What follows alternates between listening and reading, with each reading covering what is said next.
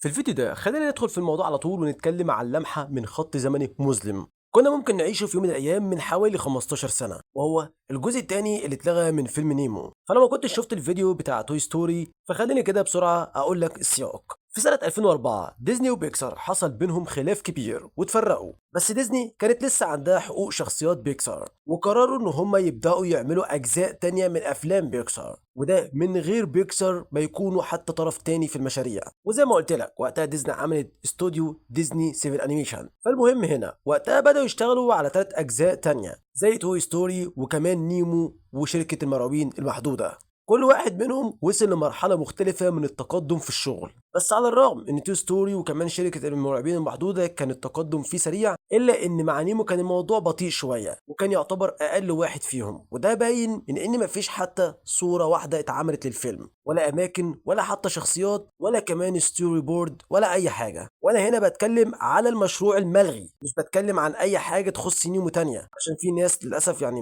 مش فاهمة الموضوع قوي. يعني انا كنت بتكلم قبل كده في فيديو فات على المشروع الملغي من شركة المرعوبين المحدودة، فلا ناس تقول لا يا عم اتعمل منه مسلسل. يا عم هو المسلسل ماله مال اصلا الكلام اللي انا بقوله؟ فما علينا. فخليني اقول لك ان السكريبت الكامل لفيلم نيمو، او خلينا نقول المشروع الملغي، هو بالفعل اتسرب. السكريبت الكامل اللي فيه حوالي 103 صفحة موجود بالكامل، بل كمان في الوقت الحالي متاح للقراءة. وهحاول برضو اسيب لك اللينك بتاعه في الديسكريبشن تحت، ويعتبر فيه كل الاحداث اللي كانوا مخططين ليها، على الاقل في نسخه واحده من الفيلم. فمع بعض هنشوف الفيلم ده كان المفروض يكون عامل ازاي. وللعلم هنا المشروع ده اتعمل قبل فيلم دوري، بس برضه خليك عارف انه اتكتب بواسطه ناس مختلفه تماما. فلما المشروع ده اتلغى كل الافكار اللي فيه اتلغت معاه وملهاش اي علاقه بدوري. فبالنسبه لاتجاه الفيلم بتاع نيمو فهو مختلف، في حين ان فيلم دوري بيتكلم عن مغامرات دوري وصراعها مع فقدان الذاكره قصيره المدى، وازاي اصلا بتكتشف نفسها واهلها. فالجزء التاني من نيمو كان يعتبر كده يكون تحت مسمى فايندينج نيمو 2.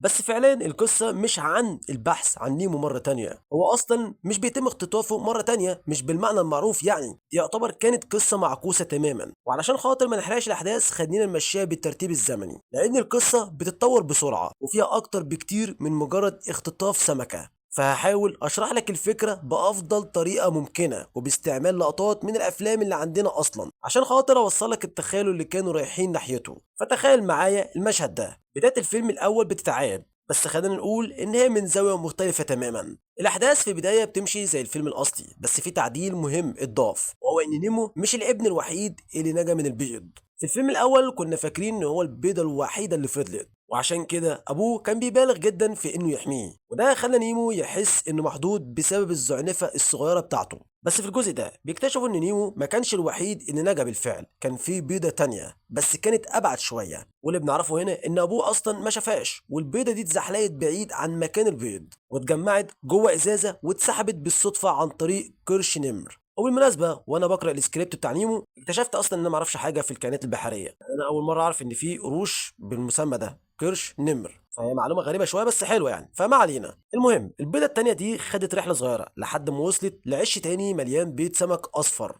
وده كان يعتبر المشهد التمهيدي. بعد كده بننط على الاحداث بعد الفيلم الاول، والصراع الجديد هنا هو ان نيمو بقى مغرور شويه بعد المغامره اللي عاشها، وابوه بقى قلقان شويه انه يكون فشل في التربيه بتاعته بقى متساهل، وده خلى نيمو يتصرف بثقه زايده. في الوقت ده دوري بتخرج تتمشى وتلاقي دولفين من نوع بيتل نوز ضايع، وعنده جهاز تتبع مربوط في الزعنفه بتاعته جاي من مكان يسمى بلانت برو. بس ولا دوري ولا الدولفين عارفين ان ده جهاز تتبع اصلا. بس الغريب ان دوري فجاه تبدا تقول معلومات دقيقه جدا، زي ان النوع ده من الدلافين عنده مناطق سكن محدده، وبيستخدموا كمان الصدى بمهاره عاليه، وبيطلعوا اصوات تكتكه بترددات مختلفه. وهي بتقول كده هي نفسها بتستغرب اصلا ان هي عارفه التفاصيل دي، ويمكن ده يكون شبه اللي حصل معانا في الفيلم بتاع دوري. فالموضوع يمكن كان غريب شويه. المهم نيمو بيكمل طريقه، بس في حاجة أو حد بيراقبه، ولما بيوصل لقوس صخري كده بيواجه اللي بيراقبه، فبيطلع ولد تاني من نفس نوع نيمو كلاون فيش، وبيعملوا مشهد شبه المراية كده، نسخة من نيمو بس الفرق هو الزعنفة الصغيرة بتاعت نيمو. أيوة، وفي النهاية بنعرف إن هو أخو نيمو الحقيقي اللي ضاع من زمان. فالوصف بيقول إن شكله أكبر، خدوده أنحل، وشكله أشيك شوية، وعنده ثقة في نفسه أكتر من نيمو. إحنا على سبيل الخيال زودنا له رقعة كمان على عينيه، وكمان ودان شبه الفار، وده يمكن عشان خاطر اسمه مش هزار يعني ريمي يعني بيكسر. فعليا استخدموا نفس الاسم بعد كده في الفيلم بتاع الفار الطباخ بعد حوالي تقريبا 3 سنين. المهم ريمي قدر يلاقيهم بعد ما سمع عن رحلتهم الكبيره، وسمع عن ان في بيت كان ضايع، مش فاكر بالظبط امتى اتقال ده في الجزء الاول بس ماشي. وبيحكي لهم ان هو عاش واتربى وسط مجموعه من سمك النار المقاتل. ايوه ده بقى الاتجاه الجديد اللي البارت التاني من نيمو كان فعلا هيمشي فيه. ريمي هنا بيتفاخر انه يقدر يكسب اي خناقه في 3 حركات قاتله، وطبعا بيندمج معاهم في المجموعه ولما شمله بابوه، وبيبداوا يلعبوا سوا بلعبه بسيطه بالحجر شبه مشهد لعب الكوره في توي ستوري 2، كانهم كانوا نفسهم يرجعوا للمشهد ده تاني. وسيبك من كل ده، التنافس الاخوي بيبدا يظهر. ريمي بيوقع نيمو في لعبه رياضيه، ونيمو بيجاوب صح على سؤال في الفصل قدام المدرس مصري، وساعتها ريمي ما عرفش يجاوب،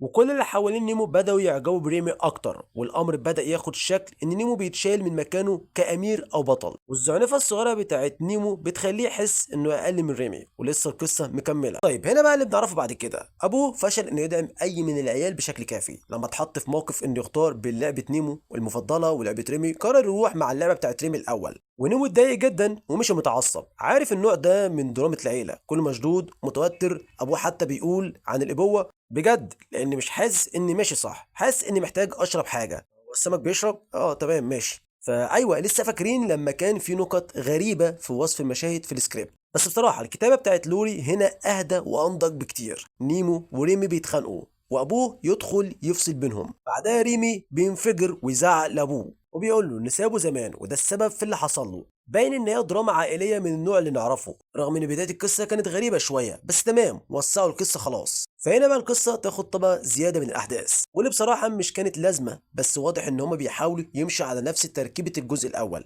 فالدولفين اللي ظهر في اول القصه بيرجع تاني، بس المره دي في حاجه بتطارده، حاجه شبه مركبه صغيره او غواصه، وما قالوش اسمها وما رجعوش يذكروها تاني، بس انا اعتبرها مركبه مطارده. الدولفين اللي بيتم اصطياده في شبكه، وريمي بيتشد معاها، لكن ابوه بينط بسرعه ويزق ريمي بره الشبكه ويتشد هو مكانه. يعني نقدر نقول كده احنا رسميا دخلنا في القصه بتاعت فايندينج مارلين، رغم ان العنوان مش سهل على اللسان بصراحه. دوري توصل للمكان ويفهموا منها اللي حصل، وهنا دوري فاكره معلومه مهمه بس للاسف كالعاده مش قادره تفتكرها، فبتحاول تستخدم طريقه معينه اللي علمها لها مستر راي، وبتبدا تسرح وتقول استنى ما تتكلمش لازم افتكرها. وفي الاخر دوري فعلا بتفتكر، فالاسم فعلا هو بلانيت بلو، وهو ده المكان اللي فيه الناس اللي كانوا بيطاردوا الدولفين. فدوري ونيمو وريمي بيقرروا يطلعوا في رحله انقاذ. بالنسبه لمارلين والدولفين هما بيتاخدوا على بلانيت بلو، وهو عباره عن بارك بحري ضخم، حاسس انه مألوف شويه، واعتقد ان في شبه كبير من المكان اللي كان برضه في الفيلم بتاع دوري. فهل ده ممكن يكون صدفه من بيكسار؟ الله اعلم. بس المختلف هنا ان مارلين مش بيتحبس في اوضه التخزين، هو اصلا محدش بيلاحظه اساسا، وبيترمي على طول في المنطقه بتاعت عرض الدلافين، والدلافين هناك كلهم باين ان هم اصلا تابعين للمسرح. فواحد فيهم شكله بيحب شكسبير قوي شبه اللعبه بتاعت توي ستوري كده. في جزء كمان في السكريبت برضه مش اظرف حاجه، مارلين بنعرف ان هو قاعد بيهلوس وبيقول كنا لسه في المحيط اتشدينا في شبكه ومش مصدق ان حظي كده. فالمهم مارلين اللي بقى سمكه محبوسه بعيد عن المحيط، هو قاعد بيتفرج على السيرك الغريب اللي قدامه. الدلافين بتقفز من خلال الحلقات، وفي مشاهد غنائيه ومخرجين وعروض مسرح، ومارلين مش قادر يعمل غير انه يتفرج. وهنا تذكير بسيط لو لسه ما اشتركتش في القناه، فمعلش يعني انا عارف ان انا غلس شويه، بس يعني معلش اعمل اشتراك في القناه عشان خاطر برضو نزود من الفيديوهات شويه، لان انا عارف ان في ناس كتير جدا بتتفرج مش عامله سبسكرايب. هنا بقى في الوقت ده وبالصدفه ومش بعيد قوي، نيمو وريميو ودوري بيوصلوا للساحل، يعني خلاص على كده فين المغامره الكبيره في قلب المحيط. ففي دوري على الاقل كان في تنقل بالسلاحف وخطوره على الطريق، ولكن هنا للاسف مفيش تفاصيل كتيره. نيمو كمان بيظهر كده فجأة في المكان عادي، بس دلوقتي لازم يلاقوا طريقة يدخلوا بيها جوه. دوري بتقول سؤال حلو جدا، لو بس نقدر نزود منسوب المية في المحيط، احنا محتاجين شوية احتباس حراري. حد معاه ولاعة؟ في الوقت ده ريمي ونيمو بيقترحوا خطط مختلفة. ريمي بينط على طول ناحية مروحة خطيرة مش بعيد عن فكرة الفلتر اللي كان في الفيلم الأصلي، بس النجاح بيجي بس لما غصن شجرة بيجي بالصدفة ويعطلها. بعد كده في المشهد اللي بعده نيمو بيحاول يعوم ضد التيار القوي، وللأسف بيفشل وبيحس بالإهانة. ريمي بيتصرف باندفاع، ونيمو دايما بيفكر قبل ما يتحرك، يعني شخصيتين عكس بعض تماما. وهنا بقى مين بيظهر عشان خاطر يساعد؟ واحد من الجزء الأول وما كانش موجود معانا في الفيلم بتاع دوري، بس دلوقتي هو لوحده، وواضح إن الشلة أصلا اتفرقت. جيل بيسمع القصة وبيكون أصلا مش مقتنع يساعد، لأن بلانيت بلو كله خزانات وهو بيكره الخزانات. كمان دوري بتقول انها كانت هنا قبل كده، مش قادره اشرح بس حاسه اني كنت هنا قبل كده، مفيش سمكه خرجت من المكان ده بس يمكن هي خرجت ونسيت. فجيل بيحس بالذنب وبيوافق يساعد وبيشرح ان في مواسير دخول وخروج ولازم يبدلوا الاتجاه، وده عن طريق ان هم يقفلوا الماسوره اللي بتسحب الميه. جيل عنده مساعدين، ودي يعتبر تاني صدفة برضه من فيلم دوري. أسود بحر كسالى جدا بسبب أكل البشر كتير، لسه قاعدين على الصخرة وتحت الشمس، بس شخصيتهم هنا إن هم نايمين دايما وما لهمش في الشغل، بس المرة دي بيتعاونوا ويسرقوا شراع بارسل ويحشروه في ماسورة السحب، وبكده العصابة تقدر تمشي من ماسورة الطرد. التلاتة بيقعدوا يصرخوا جوه الماسورة زي مشهد الصدى اللي كان في فيلم ذا انكريدبلز. بالمناسبة زي دوري بالظبط بيقابلوا اخطبوط بعد الماسورة، بس المرة دي الاخطبوط عدو ساكت وبيحاول يلف حواليهم بدراعه، وفي مشهد طريف بيتخدع وبيسلم على نفسه، ولما ياخد باله بيرميهم بعيد من الغيظ. عجبتني بصراحة. وفي الاخر بيوصلوا لمنطقه عرض الدلافين. نيمو بيقول يا رب بابا يكون خير، وترد دوري ايوه انت عارف ابوك يبقى هادي وقت الازمات. مارلين في الوقت ده بيحاول يلفت نظر الدلافين وهو في نص العرض، وفي الاخر بيساعدوه وبيحدفوه بعيد بالدول بتاعتهم في سطل بياخدوا عامل نظافه. وفي نفس الوقت البني ادمين بداوا يشتغلوا على مشكله الشراع اللي قفل الماسوره. دوري وريمي ونيمو بيوصلوا للدلافين، بس مارلين كان مشي خلاص. مارلين بقى في رحلته بيشوف حاجات مرعبه زي مطبخ تجهيز السمك، حاجة عمرنا ما شفناها في سلسلة نيمو الأصلية، وفي الآخر بيتزق جوه مسبح دبة قطبية، والغريب إنه لسه عايش وبيتعرف على دب قطبي بيتعرض للتنمر يسمى بلانكا، وعنده وسواس أكتر من مارلين نفسه وبيصاحب مارلين وبيحميه. في الوقت ده نيمو وريمي بيجروا في اتجاهين مختلفين، كل واحد عاوز ينفذ خطته، ودوري محشورة في النص وفي الآخر بتتقفش في شبكة من العمال. فاللي بعد كده بيحصل مشهد جامد جدا، الولاد بيهربوا من محاولة الإمساك التانية، الدلافين بيكرروا العرض بتاعهم بس المرة دي بيحاولوا يشتتوا العمال ويبوظوا عليهم اللي بيعملوه، المية بتترش عليهم وبيتقلبوا في المية، ونيمو وريمي بينطوا جوه ماسورة تانية بتاخدهم لمنطقة الدببة، والناس اللي في العرض مبسوطين جدا ومتحمسين. طيب البني ادمين شغالين على حل مشكله الشراع اللي قافل المواسير، واول ما بينجحوا المفاجاه الميه ترجع تمشي تاني والمجموعه بتتسحب في الاتجاه الغلط خالص، بس الصراحه كله باين عليه هيكون مشهد جامد جدا لو اتشاف. بيروحوا في الاخر لمكان مهجور كان بيتعمل له تجديد يسمى كهف القراصنه، وبيبداوا يتقربوا من بعض بسبب ان هما الاتنين دايخين من كتر الحركه. كمان دلوقتي بعد ما المواسير اشتغلت البسين بتاع الدب القطبي بيبدا يبرد اكتر واكتر، وفي نفس الوقت بنعرف ان بلانكا الدب بيتعرض للتنمر علشان هو مش من القطب ده، من كليفلاند، وكمان عنده مشاكل في التوازن. الغريب ان كليفلاند ظهرت قبل كده فعلا في السكريبت بتاع دوري، وبيلاقي ماسورة خروج ويمشي فيها لوحده من غير نيمو، بس نيمو بيشوفه وبيروح يضربه في وشه ضربة جامدة. خناقة اخوات ده الطبيعي يعني. ريمي بيجري وهو على وشه العياط وبيلاقي نفسه قدام تعبان بحر ضخم، خطر جديد بيبدأ. نيمو واقف بيتفرج وبيقول له استخدم الحركات التلاتة القاتلة بتوعك، بس ريمي مش قادر يتحرك متجمد من الرعب. نيمو بيقفز فجأة عشان يشتت التعبان، والتعبان بيتلخبط لأنهم الاتنين شبه بعض وبيبدأ يطاردهم هما الاتنين جوه المواسير، وفي الآخر بيوصلوا لمنطقة جديدة شفناها قبل كده في فيلم دوري، منطقة التلامس، بس المرة دي بره، أشبه بحتة الناس بتحاول تلمسهم فيها، مش بالجنون اللي شفناه في توي ستوري 3. وفي مشهد كول كده طيور النورس بيرجعوا مرة تانية لسه في المطاردة، التعبان بيطلع من المواسير والنورس بيتراجعوا وبيقولوا بتاعي ملكي. بصراحة أعتقد إن المشهد ده هيضحكني لو شفته فعلا، لأن المشهد النورس في الفيلم بتاع نيمو كان بيفصل واحد ضحك. على العموم بيجروا، النورس بيطير والناس بيهجموا على التعبان ويصطادوه، بس في اللحظة دي ريمي بيكون بيترعش من الخوف، واضح إن الضربة اللي خدها عدت وسببت ليه التهاب. ظهرت فجأة بس ماشي. العمال بيصطادوا ريمي وهو في حالته دي ونيمو بينط معاه وبيتحطوا في تانك عزل مظلم في ايدين بشر ودواء مضاد حيوي، بس هم مش عارفين ان دي حاجة كويسة. فاكر جيل كان بيحاول يقنع اسود البحر يسدوا المواسير تاني، وبعد طول عناء بينجحوا اخيرا، بس المرة دي بخطة جديدة. بيقعدوا يعووا كتير بشكل مزعج، وبكده بيتحمسوا وياخدوا لايف جاكيتات وصنارات، وباين عليهم ان هم بدأوا يتحركوا بروح جديدة. طيب بنعرف بعد كده ان مارلين بدا يتعلق بالدبه القطبيه بلانكا، يعني مش عارف ازاي يعني بصراحه، بس ماشي. السلسله دي عمرها ما دخلت في الرومانسيه، مش ده الهدف اصلا منها، بس سمكه مهرج والدبه القطبيه ده كتير قوي يا جماعه. المهم في اللحظه دي ريمي من كتر العدوى بدا يهلوس وبيقول كلام لنيمو من قلبه: انا ما اتربيتش مع سمك بيقاتل، انا اتربيت مع سمك حشيش، مئات منهم، عددهم كبير ومفيش اكل كفايه. المهم اللحظه العاطفيه بين نيمو وريمي، نيمو هنا بيواسيه. بعد كده الزمن بيبدا يكون غريب شويه عند مارلين، بتبدا فعلا تتلج وهو بيبدا يسقع جامد. بس نرجع تاني لريمي ونيمو اللي باين ان هما كانوا نايمين طول الليل، بيقعدوا يتكلموا عن اللي حصل امبارح، يمكن بس تايهين او مش مركزين. المهم دلوقتي هم محطوطين في كيس وريمي بقى احسن، وبيترموا كمان في تانك الشعب المرجانيه، ودي يمكن تحس ان هي مألوفه قوي. التانك كبير طابقين على الاقل ومليان شعب مرجانيه واسماك شبه اللي في الشعب اللي نعرفها.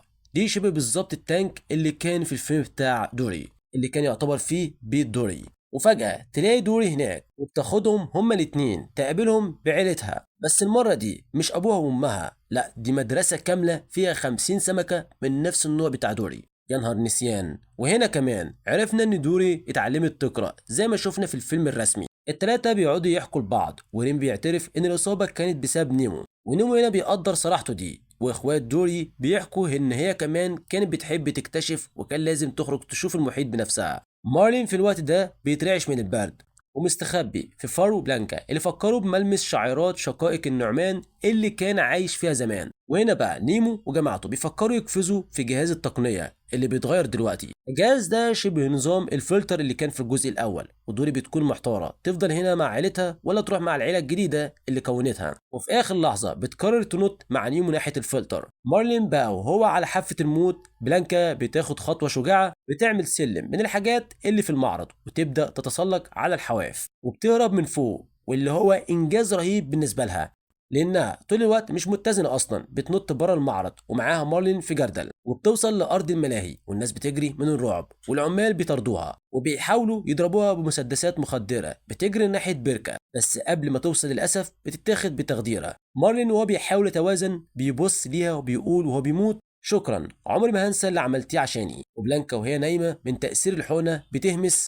باي باي يا مارلين، بحبك. مش عارف بصراحه ايه العلاقه الغريبه دي، بس ماشي. جيل في الوقت ده سد المواسير كلها، بس في غواص بشري دخل يحقق في اللي بيحصل. فايه الحل؟ ديوس اكس ماكينه، حاجه خرافيه بتحل كل حاجه فجاه، وكمان رجوع لشخصيه ما رجعتش في دوري. مين بقى؟ بروس القرش، وبجملته الشهيره: الغواص بيجري باقصى سرعه من المكان. خطة فريق نيمو نجحت واترموا في مكان مريب شوية، الدنيا هناك ضلمة ومفيش حاجة باينة، وفي حاجة جاية من الضباب. مين؟ مارلين. بيتلموا كلهم على بعض وبيحضنوه، بس ريمي بيحس انه لوحده بيجري بعيد وسط الضباب مش باين كويس. بس نيمو هو اللي بيروح وراه ويواسيه، ومارلين بيظهر وبيقول: بص انا لسه جديد في الحته دي ويمكن مش بعرف اعملها صح، بس اقدر اواجه اي حاجه تيجي في سكتنا. بس انا شايف ان الحب زي التلج، الكل بيبص ليه باستغراب، بيكون دايما موجود لما تحتاجه. جمله بلانكا قالتها ليه في المعرض القطبي: كان المفروض الاقيك، انا اسف ان ما جيتش قبل كده، تعالى معانا يا ريمي، يلا نرجع البيت. وده بيكون لم شمل عاطفي وجميل. بس المغامرة لسه ما خلصتش. البني ادمين عندهم خطة مضادة للقرش وبيشغلوا جهاز السوبر بومبر، واول ما المجموعة تحاول تطلع من مواسير البركة صمامات الطوارئ بتبدأ تقفل وراهم، لازم يرجعوا بسرعة للمكان اللي جوه منهم. الكل بيجري ودوري متحمسة لدرجة انها بتخبط دماغها في الباب وهي بتحاول تهرب. ولو قصة الاخ الضايع او الرومانسية مع الدب القطبي او حتى كل التشابهات الغريبة مع قصة دوري مش كفاية غرابة ليك، فالمشهد اللي جاي هيزيد التين بلة. دوري بقى بتفتكر كل حاجة فجأة فقدان الذاكرة المؤقت بتاعها اتعالج في السكريبت ده. بصراحة انا شخصيا يعني مش عاجبني القرار ده وشايفه غريب. فاضل اللي حصل في الفيلم بتاع دوري الحقيقي اكتر، بس خلينا نشوف القصة هتروح على فين دلوقتي. دوري بتفتكر انها اول مرة فادت فيها الذاكرة كان بسبب خبطة في دماغها وهي خارجة من المكان، ودلوقتي بقت عارفة كويس جدا ازاي تخرج من هنا. بيروحوا بعد كده على معرض جديد، واحد ما شفناهوش في فيلم دوري قبل كده، معرض الفلامينجو. الفرقة كلها لازم تجري بسرعة في المية وهما بيحاولوا يتفادوا مناقير الفلامينجو اللي بتضرب فيهم. وطبعا دوري بقت فاكرة كل حاجة وبتبدأ تقول ليهم يروحوا فين ويمروا منين زي لعبة كده. وفي الآخر هدفهم يخرجوا بره حدود الملاهي من غير ما يستخدموا الأنابيب، لازم يركبوا صدق أو لا تصدق لعبة مائية للزوار اللي كانت موجودة في الملاهي. ودي حركة حلوة الصراحة لأن اللعبة كانت بتظهر في الخلفية كذا مرة وكانت مذكورة في السكريبت، فالموضوع مبني بشكل كويس. فبصراحة الصراحه المقطع ده شبه مشاهد الاكشن في تو ستوري، الكل كان خايف بس قرروا فعلا يجربوا وبيترفعوا بلعبه شبه العجله المائيه، وهنا دوري بتفتكر انها اتخبطت في دماغها من نفس اللعبه دي زمان. طيب ايه بقى الحل المره دي عشان خاطر يتفادوا الاصابه؟ مفيش حل، بيسيبوا نفسهم يتخبطوا تاني عادي. فمش عارف ازاي بصراحه، يعني بعد ده كله خبطه تانيه، والخطه بتخليهم كلهم يطيروا في الهواء. وطبعا هنا المفروض الكاميرا تقعد تلتقط الصور وهم بيطيروا كنوع من الكوميديا، وبينزلوا في ممر مائي في شلالات، وبعدين بيلاقوا نفسهم في خليج هادي. لثواني بيتهيأ لهم ان ريمي ضاع، بس لا، هو معاهم، قدر يعدي الحدود معاهم. بيودع جيل واسد البحر، واسود البحر بيردوا عليهم باصوات نباح كده زي الغنى اللي بيشجعهم، بس بيلخبط جيل شويه، اللي اكتشف انه صنع وحش موسيقي جديد. مش واضح اذا كانت دوري فقدت ذاكرتها تاني ولا لا، كانها بتمثل انها نسيت بس بعدين بترجع لطبيعتها العبيطه كده، فمش واضح. وبعدين كعيله مكونه من 4 افراد بيرجعوا تاني في اعماق المحيط، وهم بيتخانقوا زي اي عيله في رحله طويله عشان خاطر نعرف ان دي النهايه. فبصراحه مش سيئه، بس اكيد مش بنفس السوق بتاع السكريبت القديم لتوي ستوري 3، معتمده جدا على استرجاع حاجات قديمه عشان ترضي الفانز، ومفيهاش الكوميديا الحديثه اللي كانت موجوده في دوري، وده طبيعي لان ده سكريبت اقدم بكتير. بس بصراحه ما يتكرهش. عاوز اقول لك ان كميه الحاجات اللي اتكررت فعلا في الفيلم الحقيقه بتخلينا نشك جامد ان بيكسر ما خدتش منه حاجه. يعني ممكن الاخطبوط يكون صدفه، بس مدينه الاحواض وتانك الشعب المرجانيه عيله دوري انها اتعلمت تقرا هنا، اسود البحر، منطقه التلامس، يعني يمكن مع الحياه البحريه في حاجات محدوده تتحكي عنها، بس الكميه بصراحه كتير. وبالرغم من اني استمتعت بالنسخه الواقع البديل دي للفيلم تكمله نيمو، لازم نعترف انها ما تتقارنش بدوري، وده منطقي، مش بس لان دي نسخه اوليه، لكن كمان لان بيكسر بعد كده كان عندها وصفات محترفه بتستخدمها في القصص. ممكن ناس تضحك عليهم دلوقتي، بس حركه بيكسر الشهيره بتاعت يخلوك تعيط في النص بتخلي القصه اقوى وامتع. ولما يكون عندك دوري بريئه كده وقصه الصدف اللي كانت بتجمعها مع اهلها، يبقى اكيد افضل بكتير من سكريبت عادي. فكره ان يكون في اخ جديد بيظهر فجاه ويبوظ الديناميك شويه، وكمان ان مارلين بيتخطف، ما ضافتش كتير بصراحه غير مجرد مغامره عشان خاطر يقربوا من بعض. وبصراحه العنصر ده كله ما كانش ضروري قوي، حاجه كده اساسيه من الافلام وخلاص. ريمي هو العنصر الجديد المثير في الفيلم ده، بس باين انه صعب ندمج ده كله مع باقي القصه. على اي حال خليني اقول لك ان انا حبيت جدا الفان سيرفيس، اللعب عن النوستالجيا. حبيت كمان بعد المفاجآت اللي حصلت عكس التوقعات، ونقدر نقول ان دي كانت لمحه كده عن فيلم نيمو 2 اللي اتلغى. دوري ما عندهاش اهل، ذاكرتها ممكن تتعالج، مارلين حب دب كدبي، ونيمو عنده اخ سري طول الوقت. وهنا كده نكون فعلا وصلنا للنهايه. ومن وجهه نظرك شايف ان النسخه دي لو كانت اتعرضت في يوم من الايام كانت هتكون نسخه فعلا موفقه، ولا الافضل ان هي ما اتعرضتش؟ استنى رايك في الكومنتات.